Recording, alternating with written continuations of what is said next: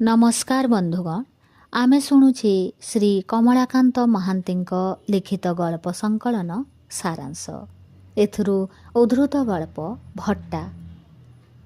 बहुदिन परे अति परिचित पुराणा जगार पाद देउ देउ मिहिर पुलकित होई उठिला।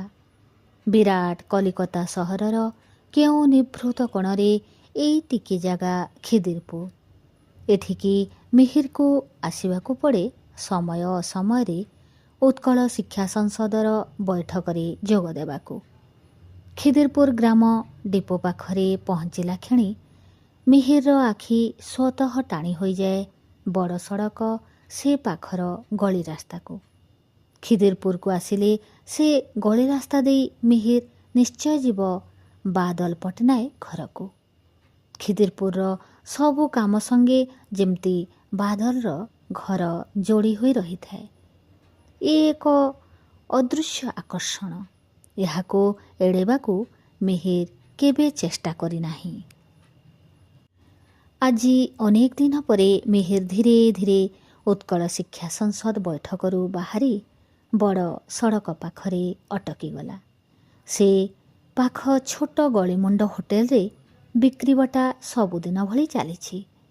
होटेल कड़ पान दुकान बुढ़ा सेमती पान भांगी चली अनवरत। हुए तो से दुकानरू खंडे पान खाई मिहिर धीरे धीरे दोहली दोहली पाद चलंता बादल पट्टनायक घर आड़े। ना से सुजोग आजी नाही। एबे ताको जिबाको हेबो अन्य दिगरे। डिपोरू बाहरी आसुतबा ट्राम रे पाद देउ देउ मिहिर छाती थराई बाहरी आसिला दीर्घश्वास। ट्रामर लौह पंजर बाजी ताहा पवन रे मिलई गला बेलकू मिहिर छाती भितर को पशि आसुथिला अतीतर करुण स्वर पुणी एक दीर्घश्वासर रूप नहीं। ट्राम जेतिकी आगको चलुथिला बादल पट्टनायकर गली रही जाउथिला सेतिकी पछकू। किंतु मिहिर मने होउथला से बादल को छाड़ी जाऊ नाही बरं आगे जाउछि बादल घर आड़को। आखि बुझी से कौन जेमती भावी चलीथिला। से भावनारे किछि अर्थ नाही किंतु आखि खोली अर्थहीन भावनार सुअको रोकिबाको से इच्छा करू नथिला। मिहिर भाबुथिला सबुठो भल हुअंता जदि ए ट्राम कोठी न अटकी एमती चालंता लक्ष्यहीन भावरे तार अर्थहीन भावना सह ताल दे। ट्राम किंतु अटकिला शेष स्टेशन एस्प्लानेड रे। बाध्य होई मिहिर को ओह्लेबाको हेला। ठीक जेमती 10 वर्ष पूर्वे से बाध्य होई एइठी ट्राम रु ओह्लेइथिला बादल पट्टनायक को देखा करिया पाई। 10 वर्ष तलर एस्प्लानेड रे साजसज्जारे किछि परिवर्तन होइछि बोली मिहिर मन हेला नाही। ट्राम ऑफिस पाखर बड़ बड़ लाइट सेमती खेले देइछि आलोकर बन्या। चारिदिगरे बिजुली आलुओ। आज बोध हुए बिजुली जोगाण ठीक रही। बोध हुए लोड सेडिंग हेब नाही। मिहिर टिके आगे जाई बाँ पटर चा दुकान आगरे पड़िथिबा काठ बेंच उपरे बसी पड़ला। घर को फेरिबा पूर्वरु कपे चा पी जीवा दरकार अंतत बादल पट्टनायक खातिर रे। 10 वर्ष पूर्वे से दिन संध्यार वायुमंडल रे भरी रहिथिला असह्य उष्णता। मिहिर आदो इच्छा नथिला से दिन चा पीवा पाई किंतु बादल पट्टनायक कहिले चा निश्चय पीवाकू हेबो ता नहले कथा जमिब केमती। देखंतु मिहिर बाबू लोके चा पियंती क्लांति मेटेवाकू। मोर केबे क्लांति न थाए तेणु मु चा पिए मोर परिवेश रे चंचलता भरिबा पाई। बाहिक परिवेशर उष्णता बा आर्द्रता सह मानसिक चंचलतार कौनसी संपर्क नाही। परिवेश द्वारा प्रभावित हो नथिबा बादल पट्टनायकर ए दम्भक्ति जे मिछ नुहे ताहा मिहिर अनेक बार अनुभव करिछि गत 10 वर्ष मध्यरे। गत 10 वर्षर से सबु अनुभूति बोध हुए सेथिपाई मने होउछि 10टी मुहूर्तर अनुभूति भली। ବାଦଲ ପଟ୍ଟନାୟକର ପରିବେଶ ଏଇପରି। ତାଙ୍କ ସାଙ୍ଗରେ ଘଣ୍ଟା ଘଣ୍ଟା ଗପ କଲା ପରେ ବି ମନେ ହୁଏ ତେବେ ବି କିଛି ବାକି ରହିଗଲା କଥା ହେବାକୁ।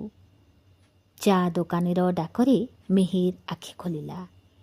ଶୀଘ୍ର ଚା ପିଇ ଉଠିଯିବାକୁ ହେବ। ଯାହା ସାଙ୍ଗରେ ଗପ କରି ରାତି 10 ବେଳକୁ ସେ ଘରକୁ ଫେରିବା କଥା ଭାବନ୍ତା, ସେ ଆଜି କଲିକତାରେ ନାହିଁ। ତାର କଲିକତାରୁ ଅସମୟରେ ବିଦାୟ ନେବା ପଛରେ ଯେଉଁ ରାଜନୈତିକ କାରଣମାନ ରହିଛି ତାହା ବୁଝିବାକୁ ମିହିର କେବେ ଚେଷ୍ଟା କରିନାହିଁ। କିନ୍ତୁ ଚେଷ୍ଟା କରି ସେ ଯାହା ଭୁଲି ପାରୁନାହିଁ ତାହା ସହିତ ମିଖାଇଲ ଗର୍ବାଚୋଭ, ବୋରିସ ୟେଲସିନ ବା ସୋଭିଏତ ୟୁନିୟନର କୌଣସି ସମ୍ପର୍କ ନାହିଁ। ବାଦଲ ପୂର୍ବତନ ସୋଭିଏତ ୟୁନିୟନର କଲିକତା ସୂଚନା ସଂସ୍ଥାରେ କାମ କରୁଥିଲା ସତ, କିନ୍ତୁ ସୋଭିଏତ ସମାଜବାଦ ରାଷ୍ଟ୍ରଦର୍ଶନ ସହ ତାର ସେମିତି କିଛି ପରିଚିତି ନଥିଲା। ବାଦଲ କେବେ ତା ବନ୍ଧୁମାନଙ୍କ ସହ ସୋଭିଏତ ବାମପନ୍ଥୀ ଆଦର୍ଶ ଆଲୋଚନା କରିନାହିଁ। କେବେ କରିନାହିଁ ପୁଞ୍ଜିବାଦ ସହ ସମାଜବାଦର ତୁଳନା। ବାଦଲ ସମୟ ସମୟ ବାଜେ ଗପ କରିଛି, ସମୟ ସମୟ କରିଛି ସରଗରମ ସାହିତ୍ୟ ଆଲୋଚନା। ଧୀରେ ଧୀରେ ମିହିରର ଆଖି ପୁଣି ବୁଜି ହୋଇ ଆସିଲା। ବାଦଲ କହୁଥିଲା, ଦେଖ ମିହିର, ଆମେ କେହି ପୃଥିବୀକୁ ବଦଳେଇବାକୁ, ମାନବ ଜାତିକୁ ମୁକ୍ତିର ପଥ ଦେଖିବାକୁ କାମ କରୁନାହୁଁ। କାମ କରୁଛୁ ଆପଣା ଗୁଜୁରାଣ ମେଣ୍ଟାଇବା ପାଇଁ।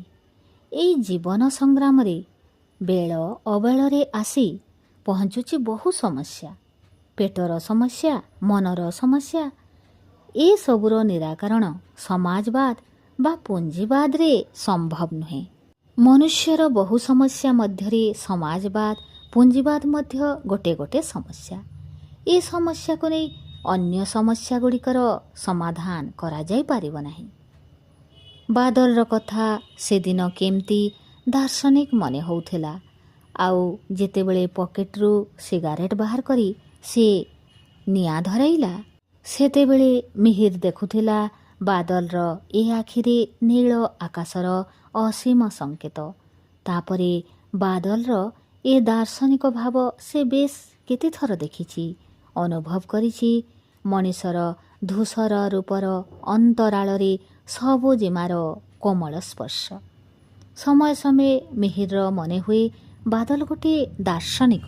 ଯେତେବେଳେ ଜୋର କରି ଦମେ ସିଗାରେଟ ଟାଣି ବାଦଲ କହେ, କ୍ୟାନ୍ସରର ଯନ୍ତ୍ରଣା ଅପେକ୍ଷା ଆଶଙ୍କା ହିଁ ବେଶୀ କ୍ଷତିକାରକ। ଯେତେବେଳେ ସିଗାରେଟ ଖୋଳ ଉପରେ ବାଦଲ ଲେଖେ କମଳା କବିତା, ସେତେବେଳେ ମିହିର ମନେ ମନେ ହସେ ବାଦଲର ବାଚାଳତାରେ। ହୁଏତ ମିହିର ଭାବେ ହୋଇପାରେ ଇଏ ବି ଦର୍ଶନର ଏକ ଦିଗ। ସେଦିନ ବାଦଲ କିନ୍ତୁ ଏମିତି କିଛି ଦର୍ଶନ କହୁନଥିଲା। ସୋଭିଏତ ସୂଚନା ବନ୍ଦ ହେବା ପରେ ବାଦଲ ହରାଇବ ତାର ଚାକିରି। ହୁଏତ ଫେରିଯିବ କଟକ ତା ପରିବାରକୁ ନେଇ। କଲିକତାର ଦୀର୍ଘ 20 ବର୍ଷର ସ୍ମୃତି ସେ ଛାଡ଼ିଯିବ ଏଇଠି ତା ବନ୍ଧୁ ସୁହୃଦଙ୍କ ପାଖରେ। ବାଦଲ ମିହିରର କାନ୍ଧ ହଲେଇ ଦେଇ କହିଲା, ତମେ ଏମିତି ଶୁଖିଲା ଦେଖାଯାଉଛ କାହିଁକି? କଲିକତା ଆସି ଚାକିରି କରିବି ଏ ଭାବନା 20 ବର୍ଷ ଆଗେ ମୋର ନଥିଲା।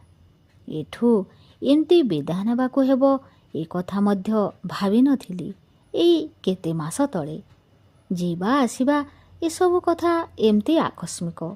ଏସବୁକୁ ସହଜ ଭାବରେ ଗ୍ରହଣ କରିବା ଭଲ।